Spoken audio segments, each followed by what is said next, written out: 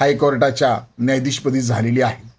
परंतु जनता प्रश्न विचारत आहे. जनतेमध्ये अशी चर्चा आहे की भारतीय जनता पार्टी आणि सरकार असं विरोधातील प्रकरण जर त्यांच्या समोर आलं तर या प्रकरणामध्ये न्याय नेमकं कुणाला मिळणार. तसेच न्यायपालिका आणि कार्यपालिका म्हणजे सरकार, न्यायपालिका आणि सरकारमध्ये अधिकार क्षेत्राची रेषा पुसली जात आहे असं यामुळे वाटत आहे.